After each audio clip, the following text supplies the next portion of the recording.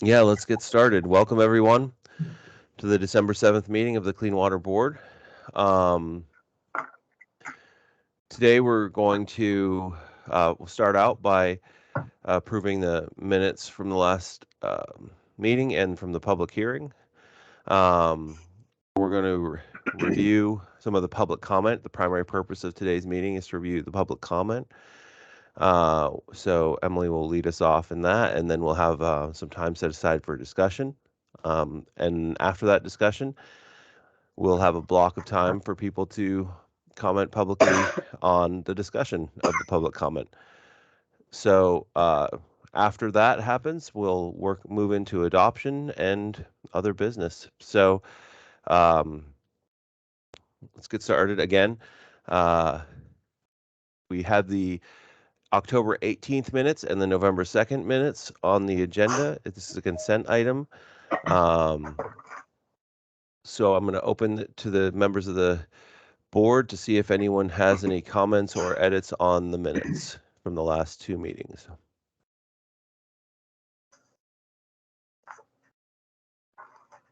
Giving it a couple more seconds. Seeing none, we will consider those minutes adopted.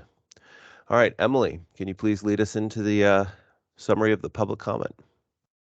Sure, thanks. And it will be a bit of a team effort presenting out on this today. I'm joined by my colleagues, Gianna Petito and Rachel Wood. I'm going to get the responsiveness summary pulled up on the screen share. And then I'm going to turn it over first to Rachel Wood, who will be giving us an overview of the public comment approach this year. Oops, sorry, getting up to the first page here. Who will be giving us an overview of the public comment process that we ran this year and the level of engagement in that process. And then I'll be turning it over to Gianna, who will be walking you through some of the high-level themes of public comment and how we responded to them in this summary.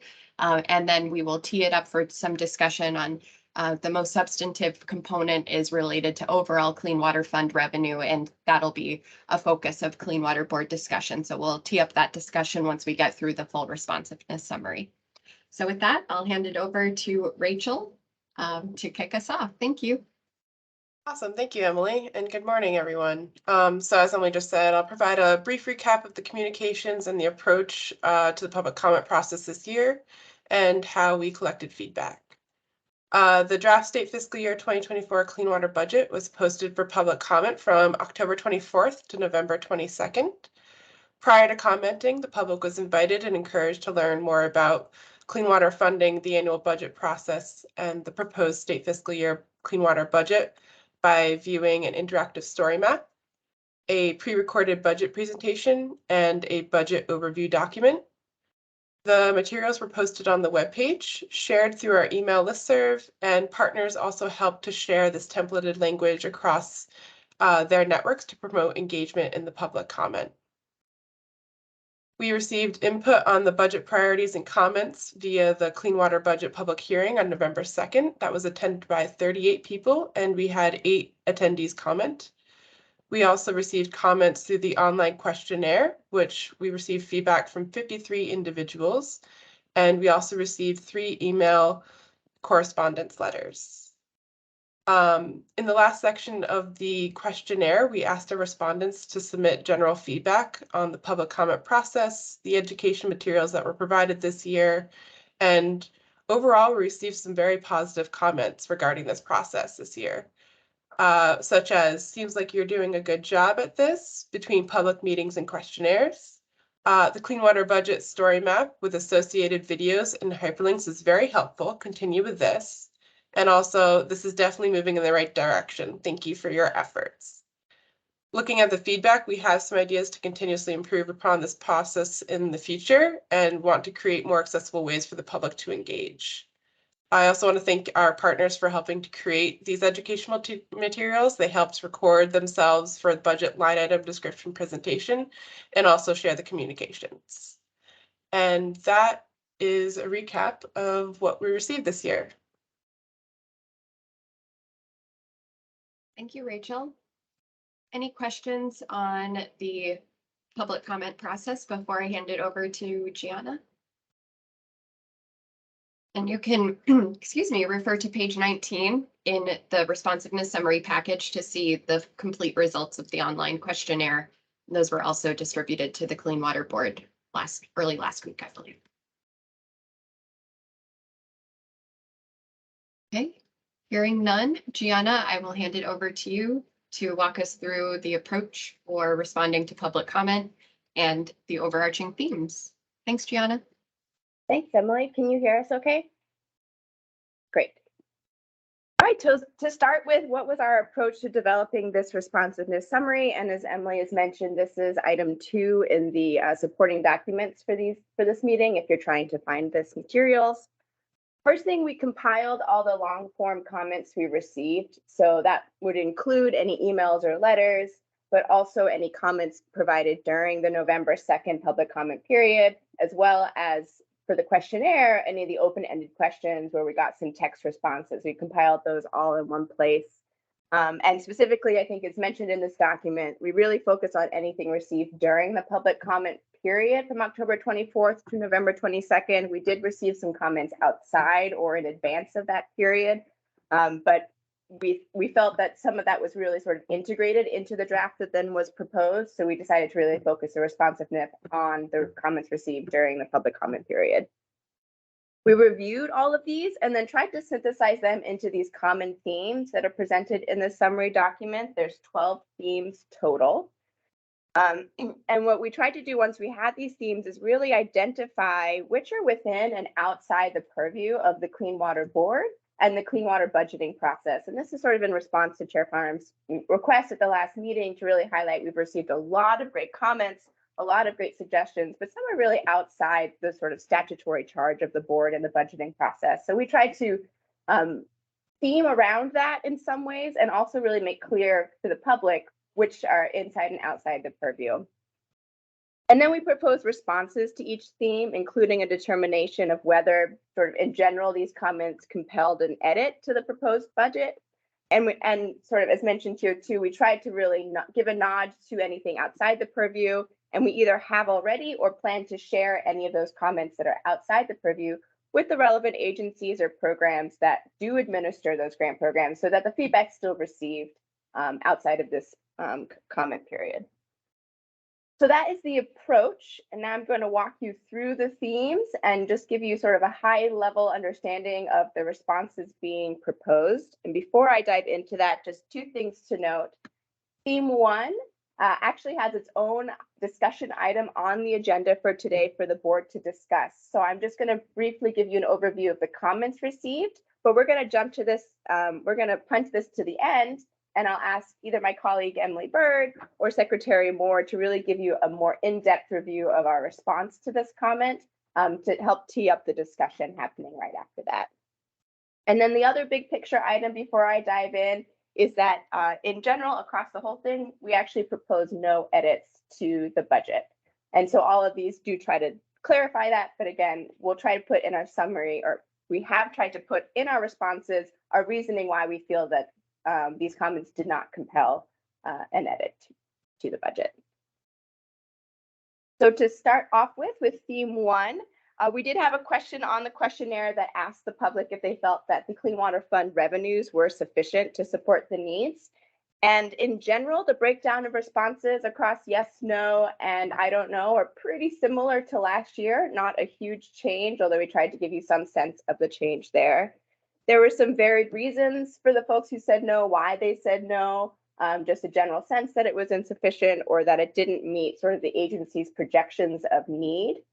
And then the last thing to note here that we did receive a public comment letter that's included in the materials that a cohort of organizations do intend to ask the legislature for an increase in revenue and are asking the board to support that request in the next legislative session. So this is an item for discussion on today's agenda. And again, we'll revisit this at the end of this section here to help tee that up. Theme 2, we did ask in several sections of the questionnaire how the public felt about the breakdown of funding across the tiers, tier 1, tier 2, tier 3.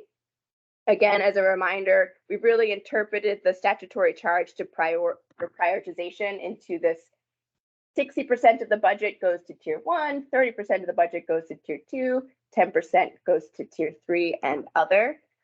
In general, we thought that there was no strong or compelling opposition to this breakdown. There was sort of a range of different responses with satisfaction there. And so no budget change is proposed in response to this theme.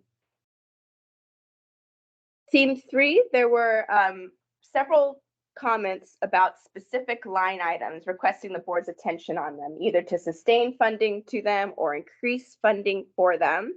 And we provided in the summary document the reasoning from the public commenters if that was provided to us. And in reviewing the long list of line items, the response in the summary is that there really is no clear and consistent request towards a specific line item, and recognizing that an increase in one really comes at a decrease to another. So in the responsiveness summary, we suggest that we'd prefer to fall back on the 60-30-10 prioritization process as a way to really direct where the funding goes across these line items, along with the great work from the interagency working group to give us input on sort of the needs across these line items and capacity to administer them. So again, no budget change is recommended. Theme 4 highlights that we've received a few comments, either specifically suggesting where the money should be taken from, or that certain line items should have money reduced for one reason or another. We provided some information here as to some of the reasoning provided. And again, they felt that there was no strong or consistent messaging for certain line items to be reduced, so no budget change is proposed as a result of this theme. We did receive under theme 5, we did receive some comments about how the board should prioritize the funding above and beyond the 60-30-10 tiering that's suggested in the budget.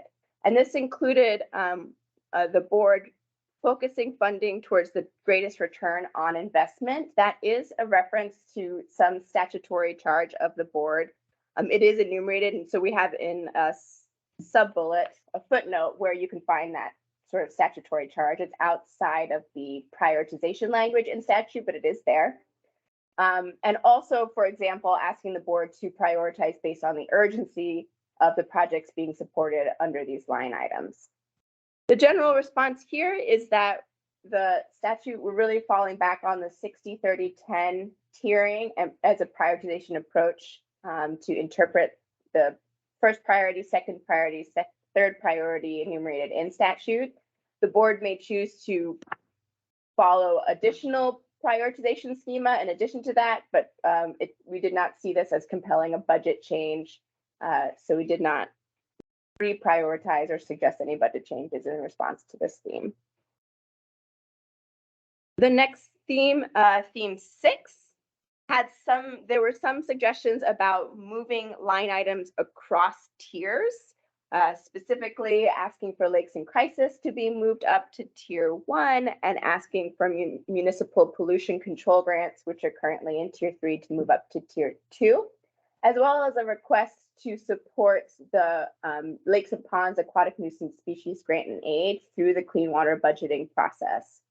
So our response here is sort of to re-emphasize and repoint the public to the tiering process and the fact that in statute, certain line items are really named or not named, and why we've decided to put certain line items in these different tiers.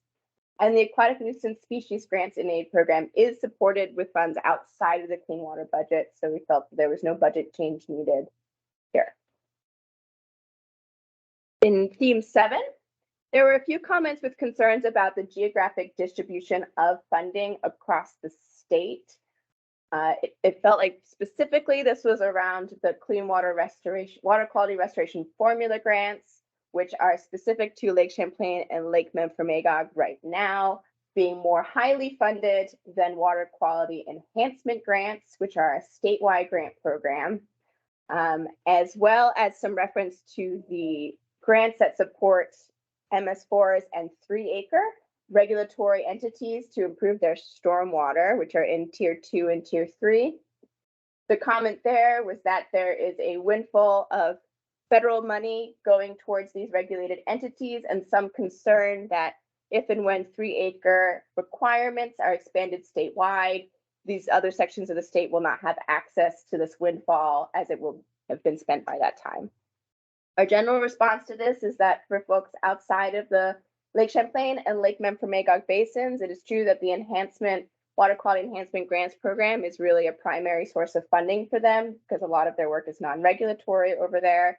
It is funded at a lower level than water quality restoration formula grants, but it is funded at statutory maximum, and it is the main source of funding for these folks. Additionally, there is a programmatic decision to prioritize all that funding outside of Lake Champlain and Lake Memphremagog. So that guidance is baked in at an administrative or program level. Theme 8, there were several comments about the need for more capacity of state staff. This includes requests for stronger enforcement of some of the rules and laws. And so this felt like it was outside the purview of the Clean Water Board. The Clean Water budget really tries to prioritize funding towards direct implementation of clean water projects and really minimize support of state personnel. So this felt like this was outside the purview, and that was the extent of the response there. Theme 9 clusters all of the responses and comments that were really program specific. And this included a whole range of comments, including things like putting more water bars on private forest lands, or making the funding more flexible to allow for cost overruns. This theme is really trying to cluster a lot of great comments that really much more fall on the programs and agencies that design these grant funding opportunities and some of the administrative decisions there. So these are clustered here to highlight. These felt like they fell outside the purview of the Clean Water Board and will be shared or have already been shared with the appropriate funding agencies for their consideration. Theme 10 is around the use of alum treatment for in-lake phosphorus loading.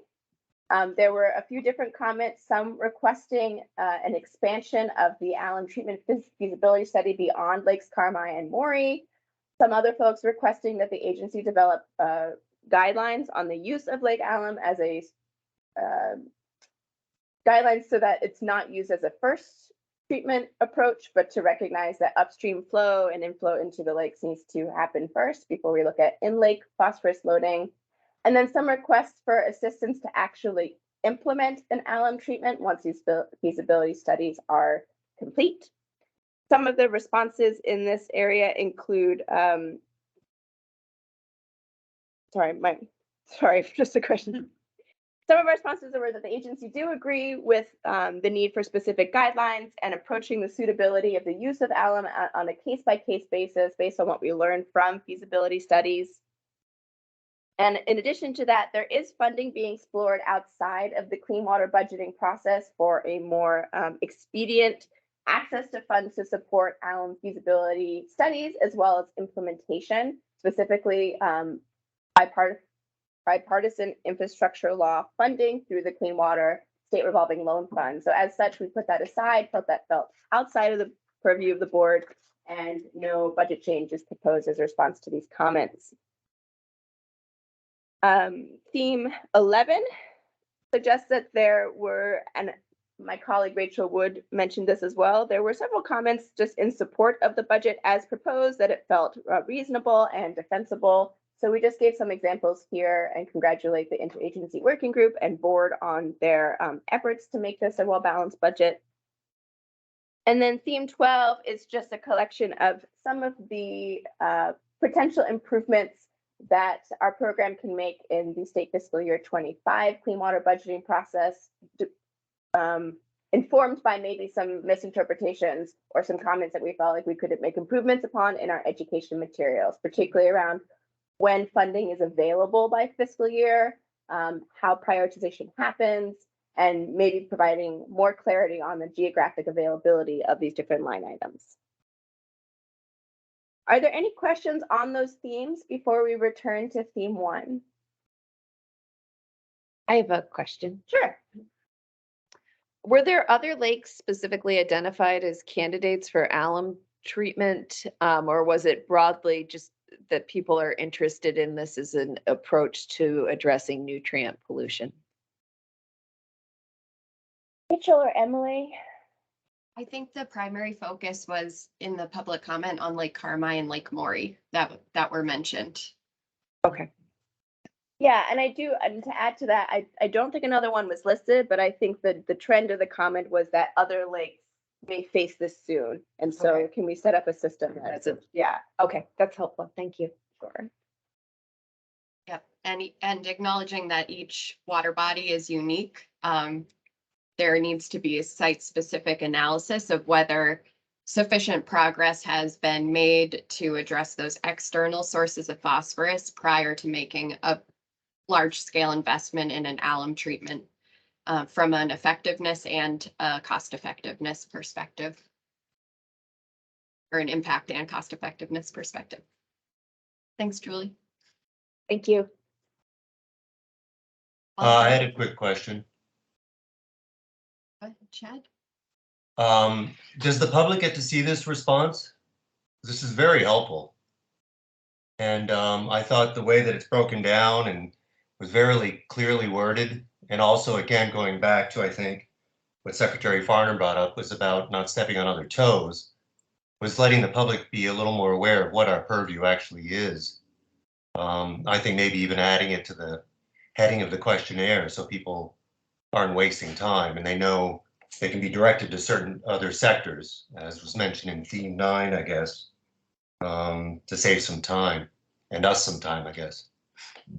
But I really love this response. I think people would like to see it.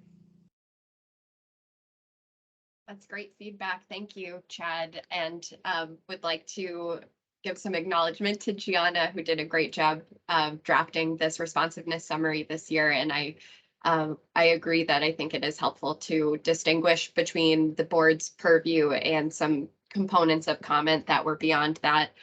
This will be posted. It is posted on the Clean Water Board meetings webpage. We can drop a link to that in the chat as part of the meeting materials for today's meeting. But then once the board approves the budget recommendation, we will post updated materials to the Clean Water Board webpage so that all of the materials related to the public comment process and the final budget recommendation are readily accessible there.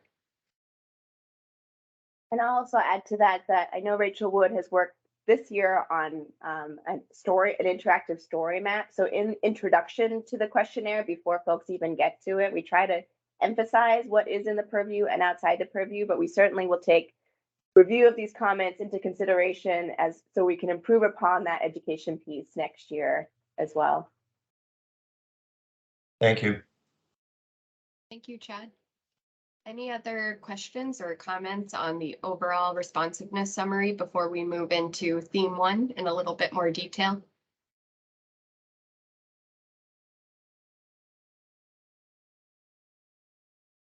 Okay, thanks, Gianna. Nice job. Thank you. Okay, and I am jumping back to theme 1 here. Oops. Apologies, I'm trying to zoom in and it's just scrolling the pages. Let's see.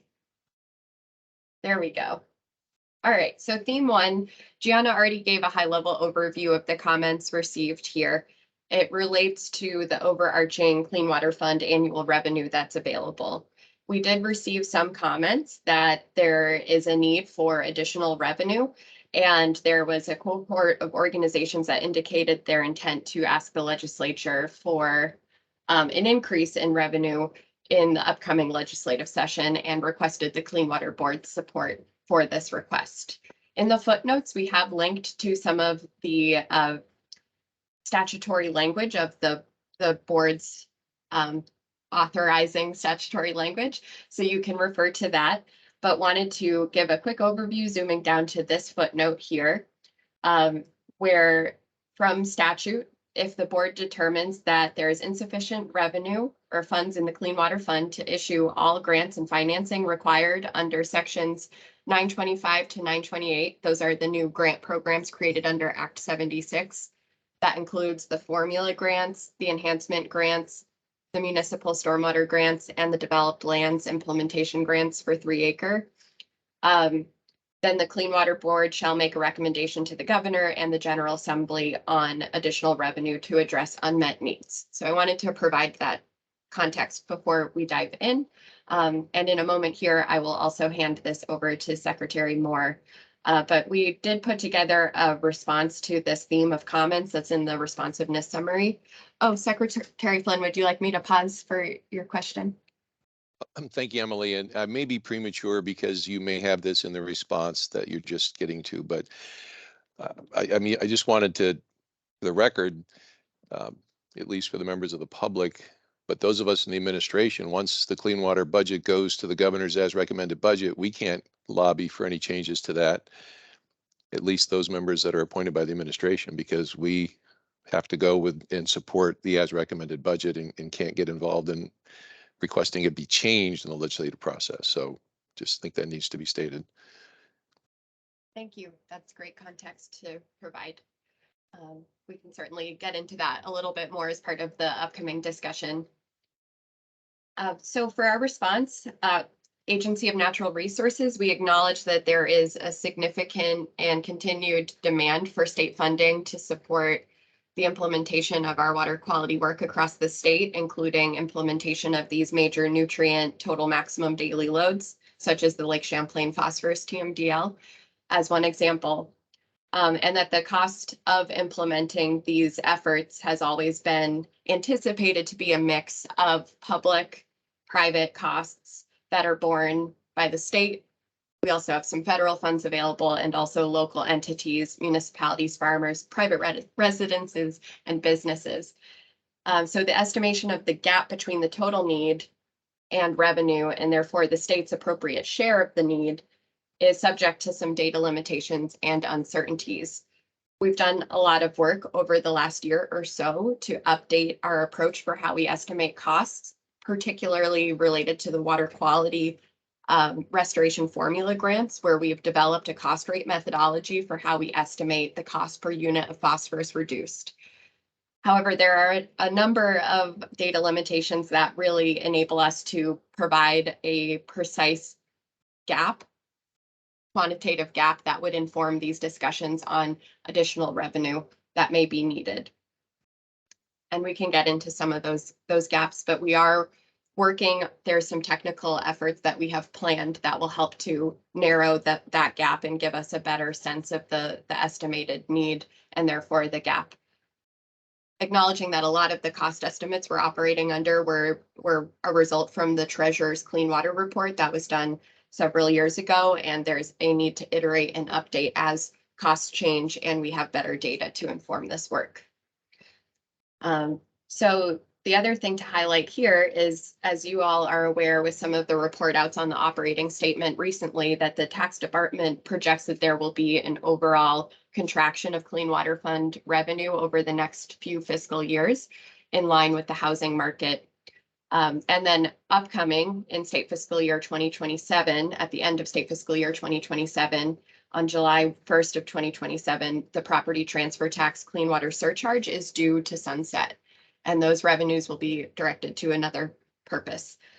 So that's something to keep in mind in terms of the revenue that's projected to be going into the Clean Water Fund. So while we're in the process of working to refine our cost estimates and support better data related to total funding need, which will then inform conversations around the state's share of that funding need, we feel it would be imprudent to recommend a specific increase in Clean Water Fund revenue. But in the meantime, we are really working on investing in partner capacity to meet the upsized demand for clean water investments that is coming along with this major influx in federal funds that we're experiencing right now through American Rescue Plan Act, bipartisan infrastructure law, and building capacity to meet that need. We're also working on refining those total cost estimates so it can better inform future discussions around revenue need. And we also would recommend, if possible, to maintain the existing Clean Water Fund revenue streams and removing the property transfer tax clean water surcharge sunset. Related to this, there are a lot of unknowns, and we are working to refine that. But for this particular state fiscal year, especially acknowledging the federal funds available, there is no budget change proposed. And we open it up to the Clean Water Board for some discussion about how to respond to this. And I will hand it over to Secretary Moore, if you wouldn't mind to help us tee up that discussion.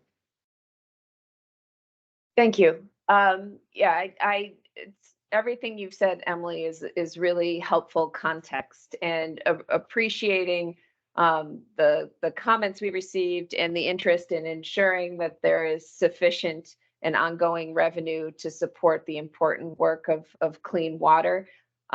We are in a position of having, frankly, more resources than we've enjoyed at any point in the history of the Clean Water Initiative program, and potential future resources that we don't quite yet have a handle on through some of the competitive grant opportunities that exist under both the Bipartisan Infrastructure Law and the Inflation Reduction Act, as well as we are in the process of sort of dramatically, I think, changing our approach to how we administer a significant portion of the budget.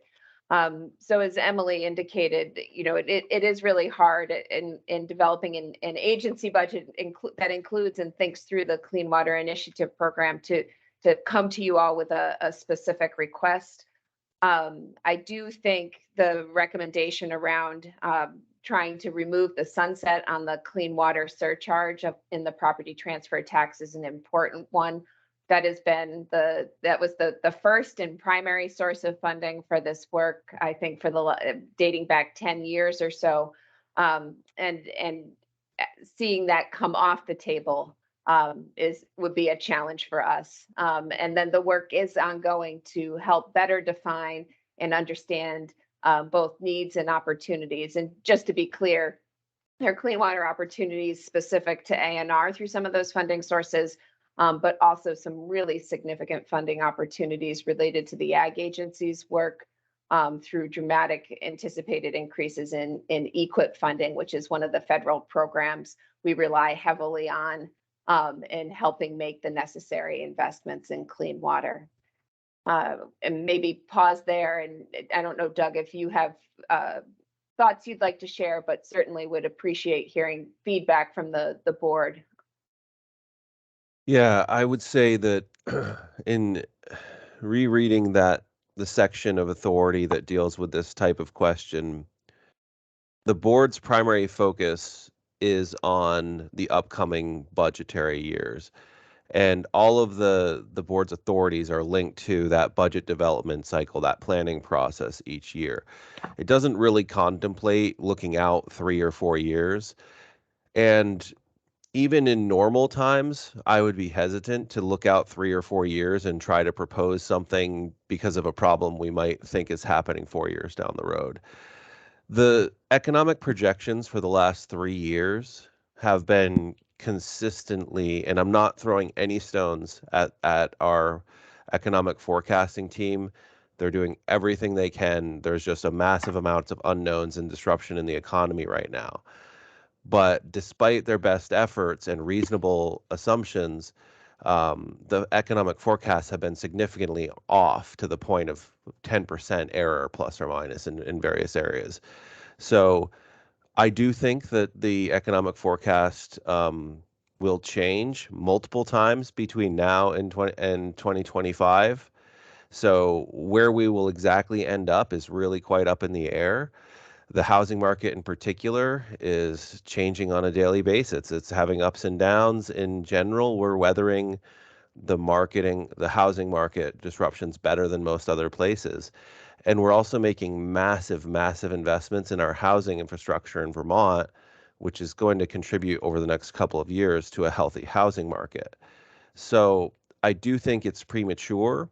I don't think that there has been any express need or any express shortfall that would trigger the board's authority to make recommendations.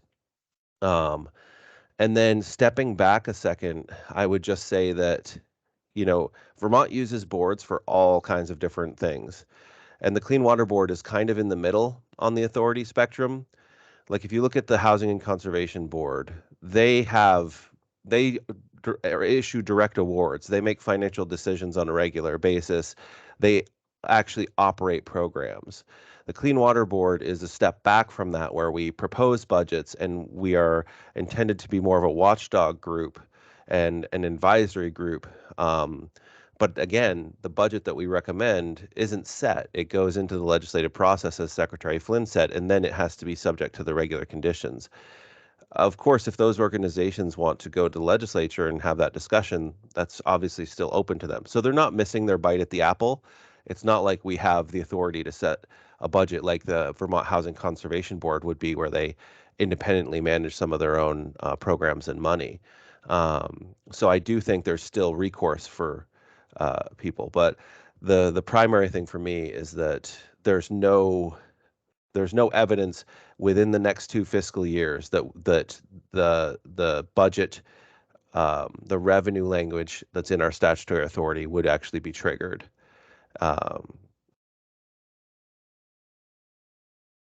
Sorry to trail off there. I don't know if anyone else has any comments they'd like to make. This is Laura DePietro with the Agency of Agriculture. Just to share, so Julie, you had mentioned EQIP funding and NRCS. And so one of the things that is unique at this point is we work a lot with NRCS and we partner with programs, and we also share staff and resources to be able to implement the projects on farms. And at this point for NRCS, they know there's a significant amount of federal money allocated, but they don't know what the Vermont allocation is at this point. And so we're sort of in this opportunity where we know there's something coming, we don't know what it is. And until we have that, strategizing in the best way, the resources is more challenged, basically. But they are expecting to increase their staff, increase their programs. And so, we're really doing our best right now to make sure that we're poised to satisfy that. And as soon as that happens, the next thing that's going to happen is a new farm bill. And so there's going to be just increased funding, increased programmatic opportunity at the federal level. And we're just, we often, again, we're a match. So we're a small portion. And so it's a real opportunity to utilize those resources rather than to bolster our resources and then not have this opportunity, because there's only so many staffing capacity truly in Vermont. And I think we're going to be in a very good place where we are going to be at the highest level we've probably been since I've ever worked here. So I think we are well poised right now to be able to go through the next 2 to 3 years to understand really what we can do with capacity and what the need is on the farms. And if I might just follow up too on Secretary Farnham's clarification, which is important.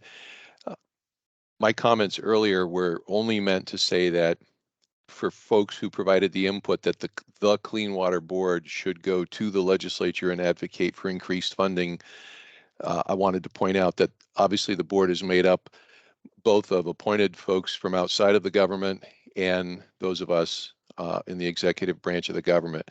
So it's hard to say, we can't say the entire board would advocate for a budgetary change in the legislative process because we could not participate in that.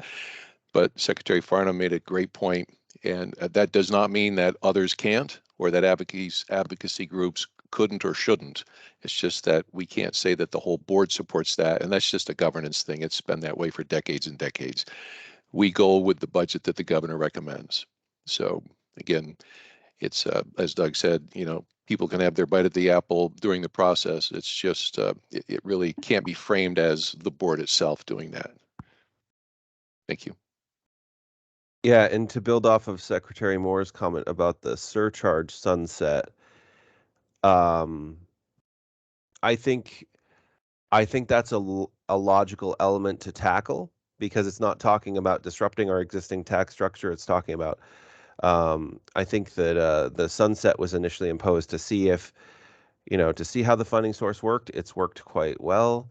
To see if it impacted market behavior, it doesn't appear to have had a significant impact on market behavior.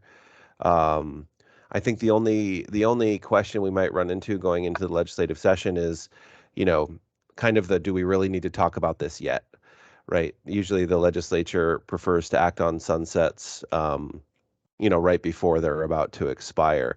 So if we start talking about it now, the legislature might not be ready to have that conversation yet and might prefer to wait until it's closer to the sunset.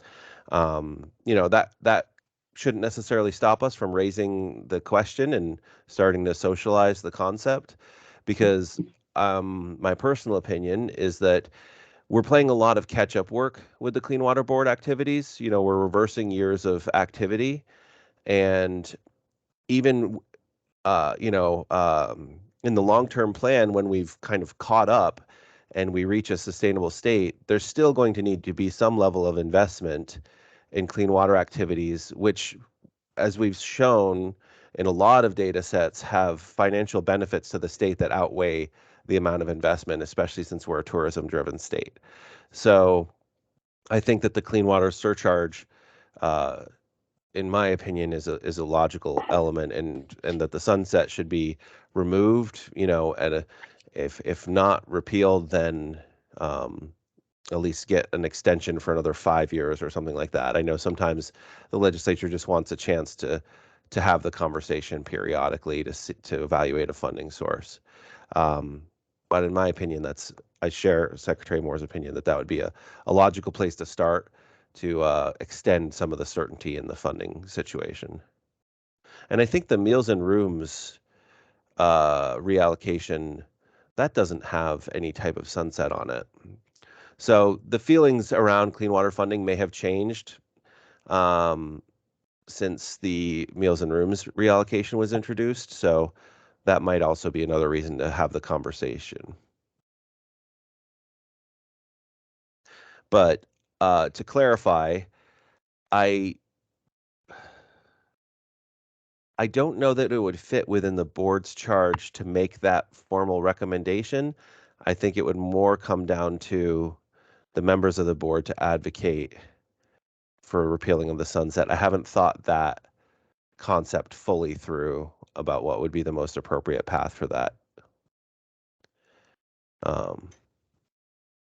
Doug, one thought in that space is that from the outset, and we'll define the outset as 2016, 2016, yes, when the revised TMDL was signed, and all of the work of the treasurer that helped inform the ultimate funding approach. We've been clear it's a 20-year proposition throughout. So the idea that one of the funding sources sunsets 10 years into a 20-year proposition has always been a little bit challenging. And I think there's an opportunity to frankly point to that misalignment currently between that funding source and the expectation that we would need a sustained commitment to, as you say, sort of the catch-up component for 20 years. Not to mention an ongoing kind of maintenance and reinvestment component into the future. I mean, this is a sort of a forever activity in terms of stewardship, but we've got to kind of get ourselves up to snuff first. And so I think at a minimum, having a recommendation or some at least approach from the board that acknowledges that property transfer tax money is integral to the 20-year plan that we are currently working to implement, it would be appropriate and frankly, to my mind, useful, ensuring we'll have resources continuing to flow into this work for the timeline that is currently been laid out and agreed to with EPA.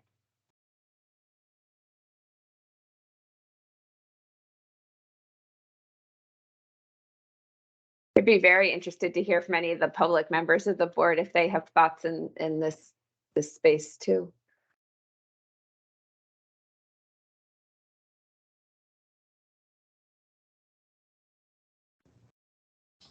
I might comment. My name is John Hale. My camera is not working. I don't know what. And I am a member of the public. I don't know when I should try to speak, but I would like to address the board at some point.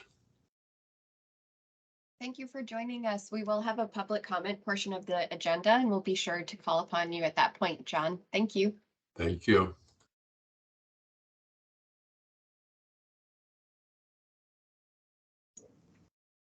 All right, I'll step on the pier. Or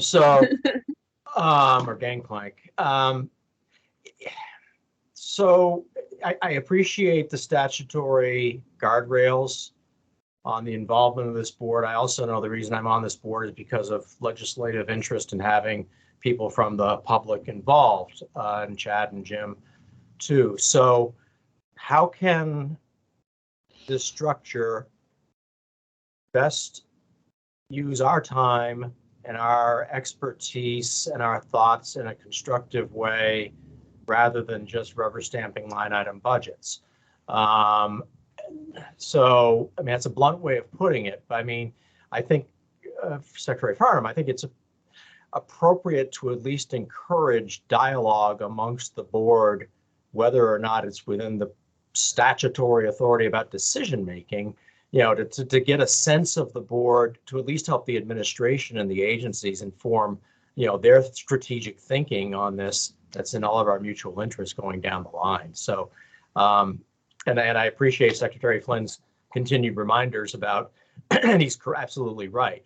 I mean, this board should not speak as a board outside of the board meetings once we've done our work, and only on positions that the board, supports, which in this case is the budget.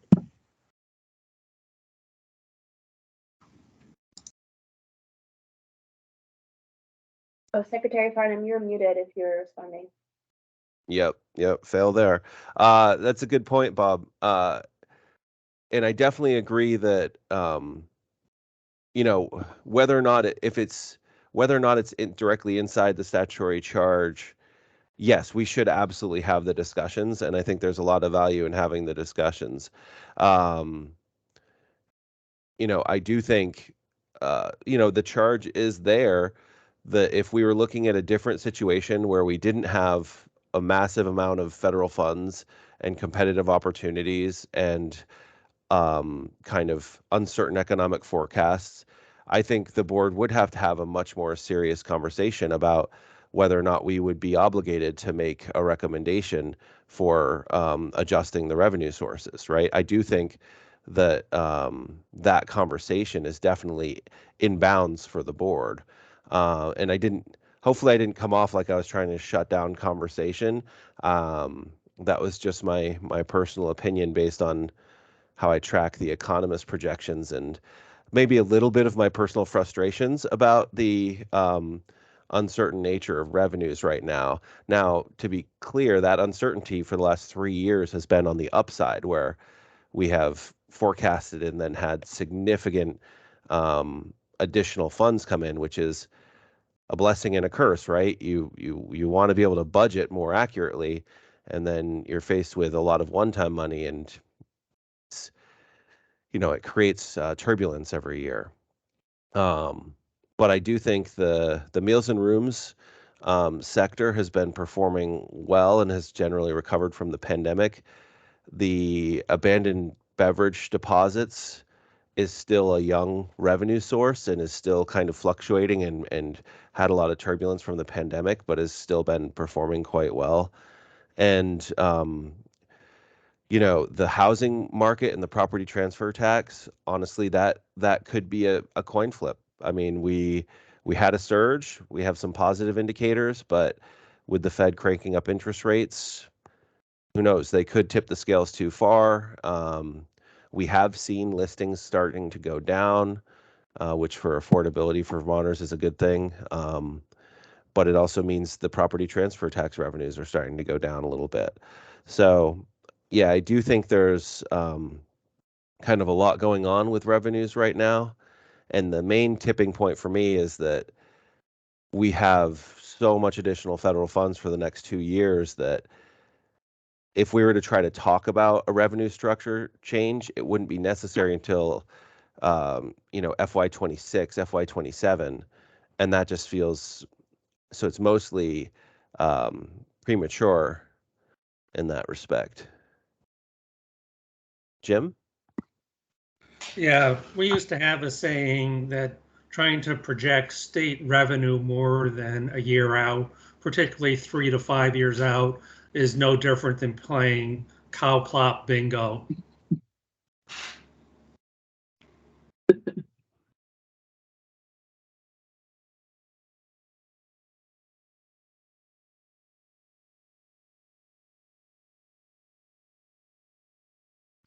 But I guess there is this question from the public that they feel that we have more power than we have, that we can ask or participate, as I think Bob is suggesting, in discussions about revenue coming in. I mean, I think bottles should be 10 cents, not 5 cents, and so we can get more from those returns.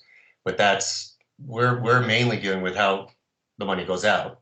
not how it comes in. And but I think there's confusion, and you see that in the questionnaire, because I think a lot of people lay into us hoping that we have more power really than we have as a board, I think. I mean, to that point, Chad, I think there are opportunities. One of the duties of the board is to make recommendations to the governor and general assembly on additional revenue to address unmet needs. So it's in there, but it's I think in broader strokes than the allocation of funds, where our role is to be fairly specific and sort of putting this much into each of the relevant statutorily identified priorities. And there's an opportunity, obviously, for individual board members to advocate in their capacity as a board member, but maybe not as an action of the board itself, for some of these needs. I think, to my mind, it comes back to the challenge that Emily sort of teed up at the beginning, and you've heard other folks allude to, is there are a lot of moving pieces right now with all of our funding portfolios. And frankly, most of them, with maybe the exception of the property transfer tax, are moving up. There's also a lot of uncertainty. And it's just, my experience has been in the work to get us to the funding we currently enjoy, until we had a really specific request, it was hard to attract attention to the serious and substantive conversation that's required. And I guess what I feel like our struggle is, the Agency of Natural Resources, and I think it's probably true throughout state government, I don't feel like we're in a position right now to make a specific ask. There's too many moving pieces, both in terms of changes in how we're administering programs through the advent of clean water service providers, but then also this significant influx of federal funds in order to be able to have something concrete to put on the table, other than removing the sunset around the property transfer tax. I mean, I just certainly don't want us to feel like we're going backwards at all, Yep. I agree with you. I think you need something specific, and I think clean water, when we had a bill that we were passing, it fired people up. But we had 53 respondents to this survey, 6 farmers. It seems like we're slid off the agenda a bit, and I don't want that to be, and I think maybe that's a good thing, because people are going, great, clean water is being handled, let's move on to the next issue. But I also don't want it to become like, oh, well, that's been taken care of, let's take that money somewhere else. So Absolutely.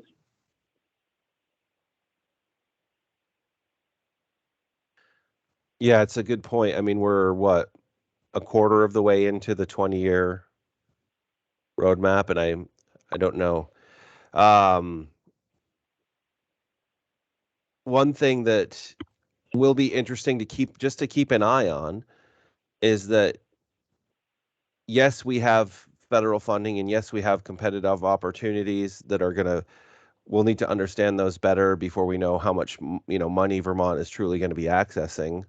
I mean, as Secretary Flynn is fully aware, our cost for construction and projects is just a little bit volatile right now, to put it lightly, right? So there is a feasible situation where maybe even next year we might get into a situation where, even though we have additional funds, the cost of projects has pushed it to the point where it might trigger that language, and we might have to say, yeah, we're actually looking at an unmet need based on our goals. The cost of projects has gone up to the point where the amount of state and federal funding available isn't sufficient in the opinion of A&R. I think that would primarily be something that would come from the programs and be reported as, these are the statutory objectives we're responsible for. We don't have sufficient funding to meet those. And then that's something that I think the board would have to consider. But I think that's also the flow of information, right? Is that we kind of need the alarm bell to be rung by a program saying they're not meeting they don't have sufficient funding to meet their objectives. It could be, based on feedback from the public as well, though, of people not seeing the results out there that they're expecting.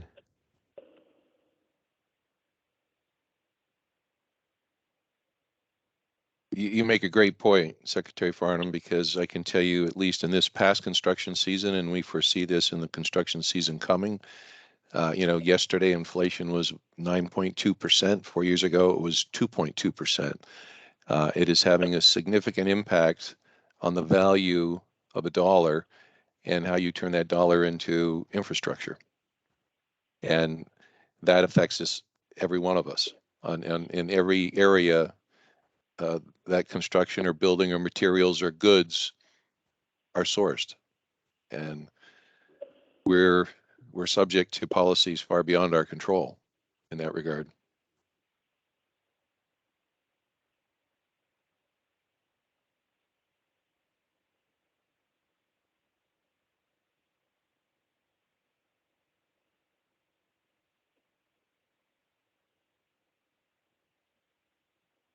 Matt, did you have a new comment with your hand up, or you got an old hand? That's an old one.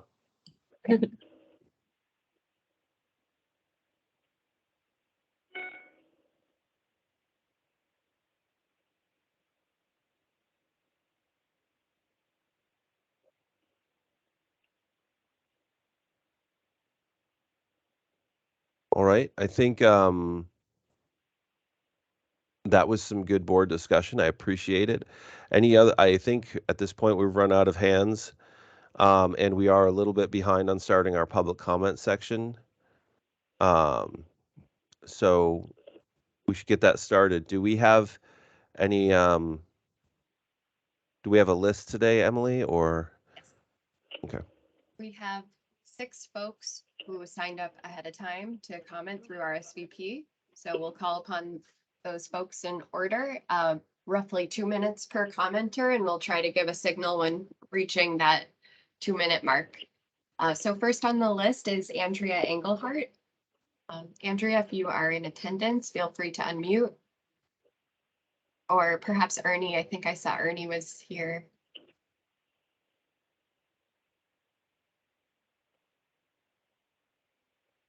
I am here. Let's see. Did I do it? We see you. Can you hear me? Yes. All right. Can you hear me too? Yes. Can you hear me? Oh, excellent. Okay. Well, first of all, I want to thank all the work that everyone here from all the agencies and the board has done. I'm here to speak for Lake Carmi, and we appreciate all the effort and money you've put in. My husband and I were active in getting the lake and crisis bill passed, and there was general rejoicing when that was accomplished. And we trusted the experts and professionals at the state to then go forward and actually save Lake Carmel. That was our button, Lake in Crisis, Save Lake Carmel. And we trusted the professionals to do it. Now we've had multiple years and a huge amount of resources poured into the lake. And we're hearing good reports about the external loading, and we appreciate all the work the farmers have done. We've seen it. And the external loading has been greatly reduced, almost nothing. It's sort of what we hear. And our aeration system, which the state funded for $1.5 million plus enormous maintenance costs and repairs, worked 100% this past summer. And that, we were told, would take care of the internal loading from the phosphorus in the sediment. Unfortunately, we've taken care of the external from the streams, we've taken care of internal from the lake, and the lake was the worst this year than any other year. We had a terrible season, 2021, but that's blamed on the aeration, was on and off, on and off. This year, we were told it worked the entire summer. But the lake bloomed from June to October. It might be blooming now. It was the worst ever, and there's lots of pictures. You might have had time to look. It's just a heartbreak. It's a beautiful lake. Few people at the state park. We didn't even go to the lake much. We'd go, we'd come back. So I'm asking, I know this board can't fix the lake, but I'm asking that the professionals reassess the assumptions on which you're basing your actions, because something is amiss. If we've taken care of the internal loading and we've taken care of the external loading, the lake should be getting better, not worse. And this was the worst year. So I'm asking this board, I know you're not going to go out and do water samples, but to make sure you fund new thinking so that it would lead to different types of actions to clean up the lakes in Vermont.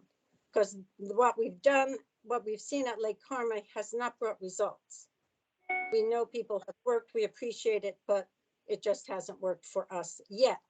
We keep hearing next year, be patient, but you know, it's a long time. Thank you for your work, and we appreciate all the dedication people have put into our lake. And that's it for me. Thank you, Andrea. Appreciate your comments. You're welcome. Right, next on our list is Danielle Jepson. Yep. Welcome, Danielle. Feel free to take yourself off mute to share your comment. Oh, it looks like there may be a microphone issue on Danielle's computer, and has voiced comment in the chat. The concern were mainly about longevity of funding. Thank you for going into depth about this. As an active paddler here in the Northeast Kingdom, it is very exciting to hear about cleanup efforts at Lake Memphremagog. The algal blooms were really bad in South Bay this year, enough not to paddle. So all efforts to clean this up here and in all areas is incredibly appreciated. Thank you for all your efforts and working on the longevity of this funding. Thank you for your comment. We'll be sure to capture that in the minutes. Okay, next on the list is Peter Benevento.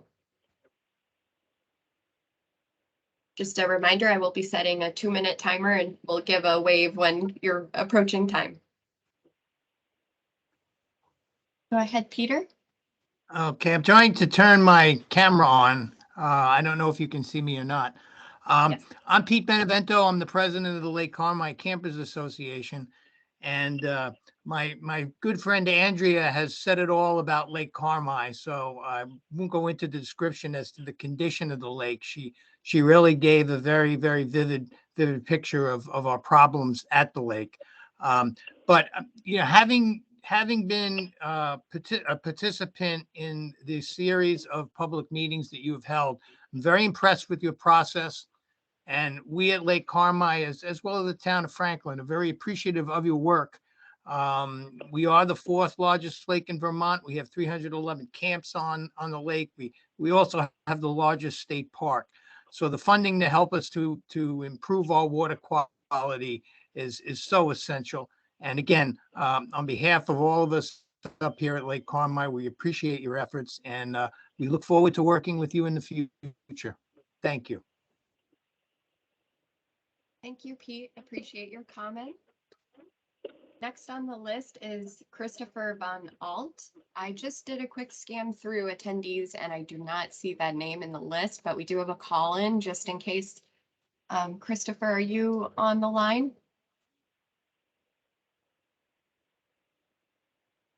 If you called in, you can mute and unmute with *6.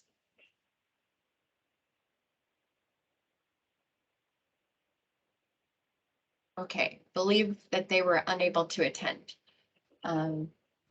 Diane LaRose is next on the list. Hi, Diane. Hello. Welcome, thank you. Is my camera, I'm on, I think now. Yes, I'm a Lake Carmine resident, and as Peter said, Andrea Engelhardt pretty much said what I had intended to say.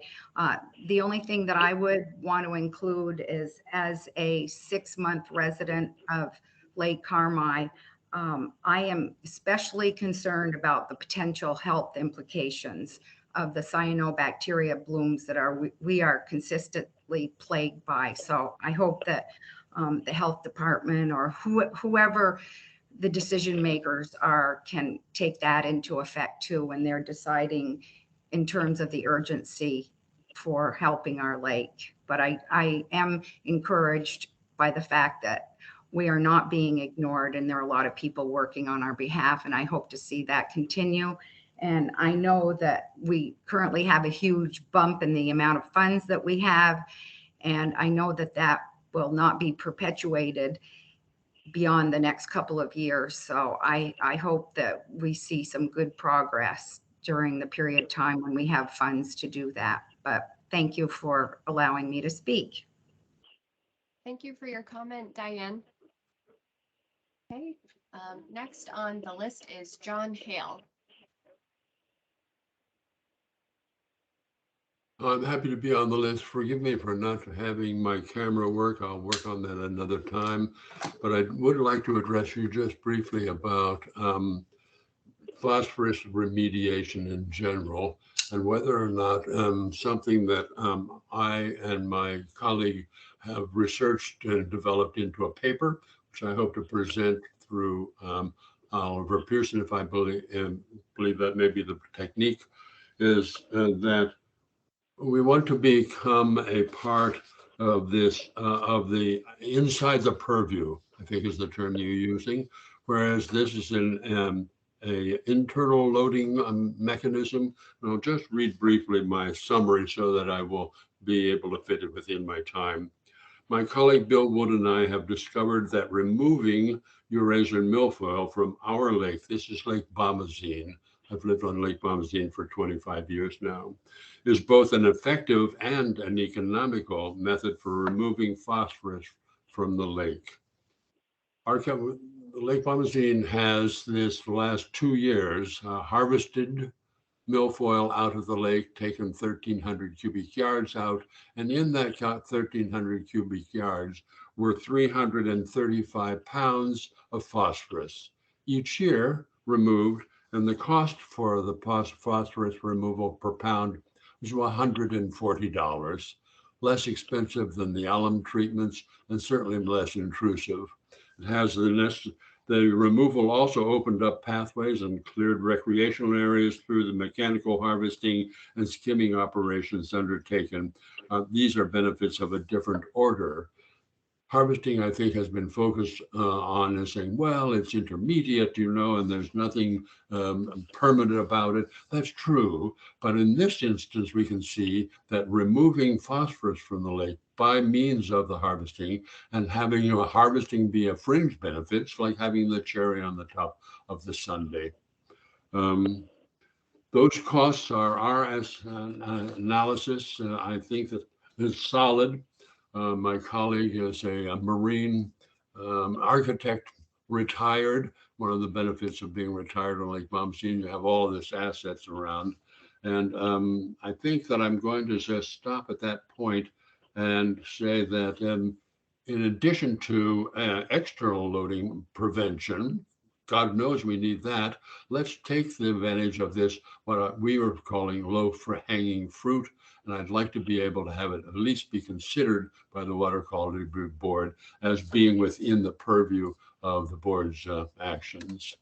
Thank you. Thank you, John, for your comment. We have completed public comment for everyone who signed up ahead of time. Maybe give a moment now to see if there's any additional folks who wish to comment by raising your hand. And if not, then we could move on to the next agenda item. Thank you, Emily. Not seeing any hands. Take it away, Doug.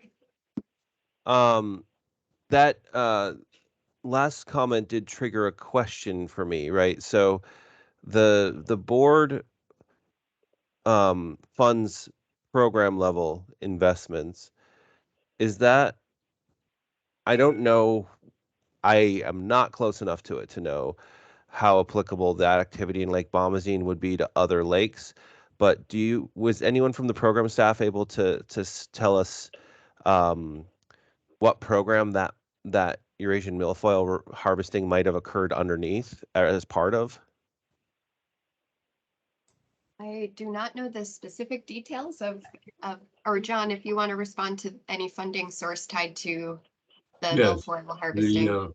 the Lake Association on Bombazine, of which I'm not representing in any way at this morning, has, although I was very actively involved in the 2 past years of harvesting on the lake, that's under a grant and aid from DEC. And we have that little bit of funding that helps offset our costs. The cost of harvesting in general, considered outrageously expensive by most people, is in fact $240 an acre, $240 an acre. And that's the total cost of the whole thing. Thank you, John. Yes, I was going to mention that DEC has an aquatic nuisance species grant and aid program that is funded outside of the clean water budget process to help local communities mitigate and manage nuisance or aquatic nuisance or invasive species. And that typically, I welcome if Secretary Moore would like to expand on this. It typically needs to be assessed on a water body by water body basis in terms of what is appropriate, factoring other impacts to aquatic life, as well as the cost effectiveness, depending on the scale of the species spreading. Secretary Moore, is there anything you would like to add to that? Just that I would encourage Mr. Hale to submit his paper. There's been similar evaluations completed previously by the St. Albans Watershed Association, I believe, as well as the Lake Champlain Restoration Committee, which used to operate a weed harvester out of Addison County. And those numbers are significantly different than things I've seen in the past. So be very interested to review their evaluation. I certainly will do that. Thank you, Ms. Moore. Thank you, John. Appreciate your comment. And I see a hand up from Jennifer Andrews. Is that a new hand or? I believe so. Jennifer, would you like to comment? Hi, excuse me. Hi, yes, thank you so much. I've never listened to this board before. This is the first time I've attended one of your meetings. I want to thank you all for all your hard work that you continue to do. One of you mentioned that it was important for an alarm bell to be rung by programs and by some of the public. So I'm here to ring that alarm. I live on Shadow Lake in Glover. We have worked very hard to eradicate our milfoil infestation. We're the probably the first one in the state to be able to do that. But we have been blessed to have grant and aid money through the DEC greeter program. However, that money has been dwindling and dwindling and dwindling as more and more lakes realize that greeter programs are so terribly important in order to stop the sharing of invasive species. I'm hoping that some funding can be pinpointed to go to vector lakes. I'm one of 7 pristine lakes in the Northeast Kingdom, and we do not want our lakes infested again or ever. But the vector lakes in our area need more money to hire greeters to be able to inspect and decontaminate boats. This is incredibly important. We're in the Memphremagog watershed, and Memphremagog, although a beautiful lake, has milfoil and other things like starry stonewort in the South Bay. And all the lakes around the area would really appreciate more money going to the greeter programs to be able to control aquatic invasive species. Thank you again for all your work and allowing me to speak. Thank you, Jennifer. Thanks for your participation today. Okay. Excuse me, but just a comment on that. Is that the Department of Fish and Wildlife that does the greeters? Because I hear a lot of that up in the Missisquoi Bay region too. People are really worried about invasives, and that's apparently been a very successful program to have people there. Does anyone know, is that where she could go with that question? Yes, I believe it is administered or coordinated out of the Lakes and Ponds program at DEC. Jennifer, if you would like to get in touch with me, I'd be happy to connect you with the correct point of contact in their program. My email is emily.bird, BIRD, @vermont.gov. Yes, thank you very much. We participate in that program, so I'm familiar with all of that. Thank you again. Thank you, Jennifer. And we'll certainly convey the public comment tied to funding levels for aquatic nuisance species mitigation to the Lakes and Ponds program. Secretary Moore, I don't know if you have anything additional you'd like to add. Typically, the mitigation has been beyond the scope of the clean water budget, where the clean water budget is prioritizing addressing water pollution that is causing impairments in our water quality standards. So that's typically been a focus of these funds based on the statutory charge of the Clean Water Fund and the Clean Water Initiative. But we do acknowledge that there is an interconnectedness component for the full ecosystem health, and really interested to hear or learn more from the paper that John Hale has recommended sharing and doing some more of that evaluation. So Secretary Moore, was anything you'd like to add to that? I was just going to add in responding to Chad. I guess I should start by saying, Ellie, I think the distinction you're making is important, which is the statutory charge of this board is really relevant to water pollution, or limited to water pollution. And so as a result, the information Mr. Hale spoke to could be of interest in helping make that case. But you're right, we typically haven't dealt with aquatic nuisance species concerns. Chad, the other primary funder of greeter programs is the Lake Champlain Basin program.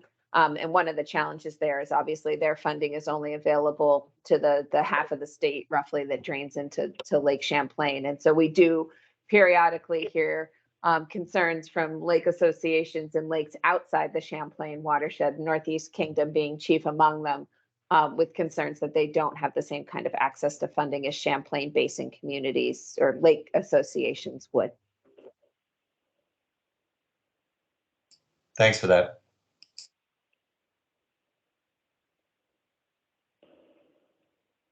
Thank you, Secretary Moore. I believe that concludes the public comment portion of the agenda. All right. Thank you, Emily. So at this point, we're moving on to, we have a draft motion to approve the adoption of the State Fiscal Year 2024 Clean Water Budget Recommendation.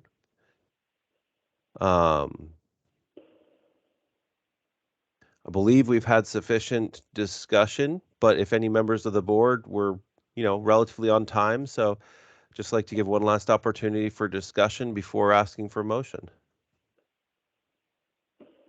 I think that was some great public comment. It definitely highlighted some concerns and kind of has my brain rattling around a little bit, thinking about different impacts. And I think it's always important to keep reevaluating, like, what pollution abatement means and how we can get at it. It's always, we never want to close off an option. So.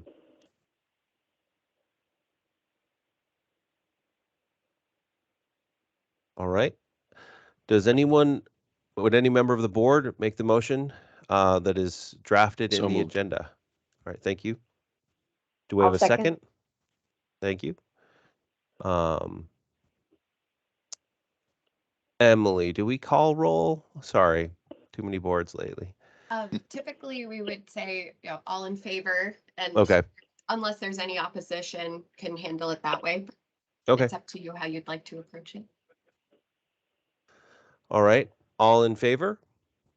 Aye. Aye. Aye. Aye. All opposed? All right, the motion passes. The Clean Water Board has recommended the State Fiscal Year 24 budget. Moving on to the other steps, I think these look like primarily items I would defer to you on, Emily. Thank you very much for your time today. Just wanted to wrap up with some other business and next steps.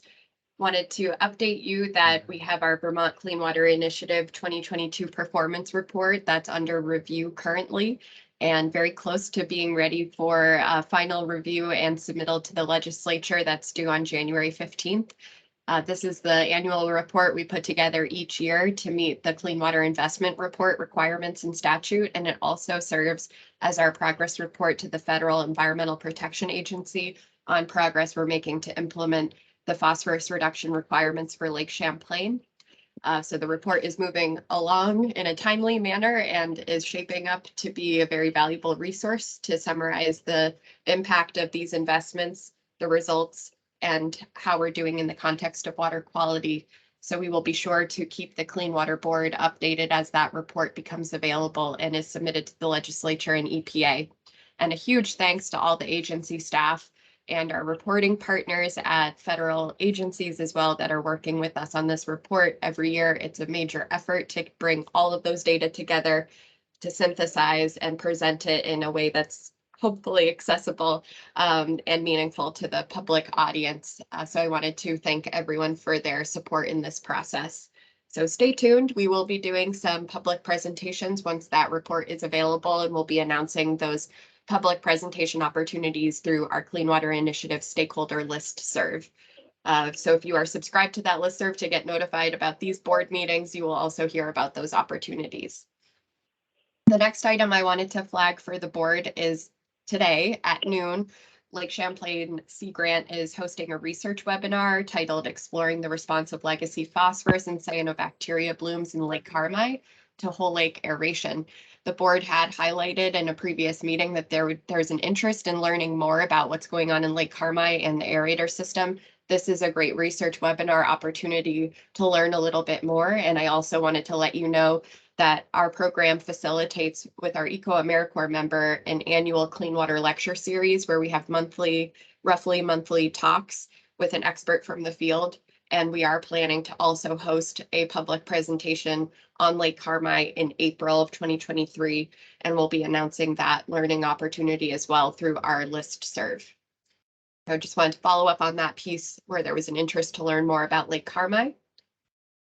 And then next up, I wanted to preview what we have for a February 2023 board meeting. Typically each year, we've reached a huge milestone today with the board approving the budget recommendation. So now that will get rolled into the administration's budget, working with agencies to make sure that their budget language is updated to reflect this final budget, and that gets rolled into the governor's proposed budget. Then it gets presented to the legislature in January and it goes through the legislative process. Typically, the board will reconvene in February each year to look at the final recommended budget, check in on revenue, because we should have updated revenue at that point in the year, updated twice a year.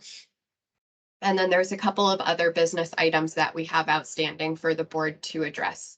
Under Act 76 of 2019, the Agency of Natural Resources is charged to develop a nutrient trading recommendation report in consultation with the Clean Water Board. So the Watershed Management Division at DEC is in the process of getting that report finalized. We'll be sharing that with the board for your review, and we plan to have that consultation take place at the February board meeting.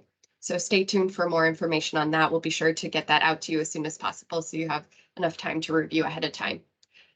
The other piece of business that we have tabled for February is an updated Clean Water Fund expenditure contingency plan.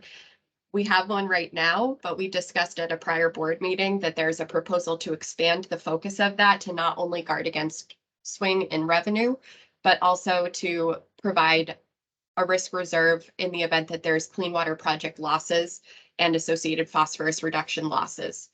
And that's part of the Water Quality Restoration Formula Grant Clean Water Service Provider Rule that we would establish with the board's oversight and approval, a risk reserve related to project loss. So we are going to work on updating that plan to incorporate that additional purpose and bring that to the Clean Water Board for discussion and review in February. And then the other item that may be of interest to touch base on in February is the Clean Water Fund program audit. And what the next steps may be related to some dialogue with the legislature around the scope and timing of that, factoring that there has been a lack of response to prior requests for proposals on conducting that audit by a third party. And then if there's any other follow-up items that are on your radar that you'd like to flag, please feel free to let me know. But I just wanted to preview ahead what we have in mind for February for the Clean Water Board to regroup. Deputy Secretary Farnham, is there anything else that you would like to highlight in terms of next steps?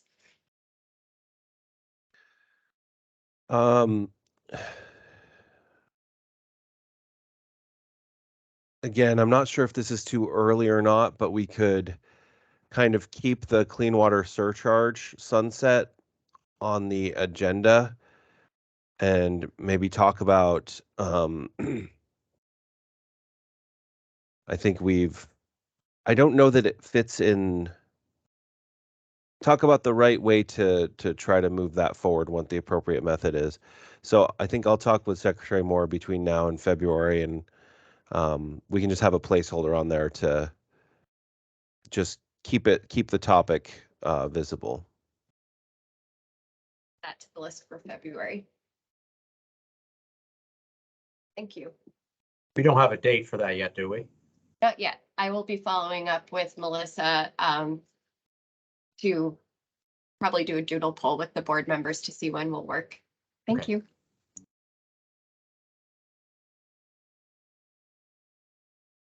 All right. Well, thank you, everybody, thank you, members of the board. Thank you, members of the public. I would like to especially thank A&R staff for providing such comprehensive materials and support to the board. I think I do think that the budget development process, the program transparency is at an extremely high level. And I do think, we have an obligation to show Vermonters what we're doing with this money, the progress we're trying to make. Water systems are very complex, and I know that we don't always achieve the results we'd like to see as fast as we would like to achieve them, but we're still fighting the good fight. And for Vermont, this is still 15 years left on this path to get to where we really want to be as a state. So I think we just need to keep leaning into it. And I really appreciate how dedicated A&R staff are to carrying that out. And obviously the Agency of Ag, the Agency of Transportation all have roles in that as well. Hopefully I'm not missing a department there. I probably am, but thank you, everybody. And this concludes the December 7th meeting of the Clean Water Board. Have a great day. Thank you very much. Thank you. Everybody. Happy holidays, everyone. Happy holidays. Bye.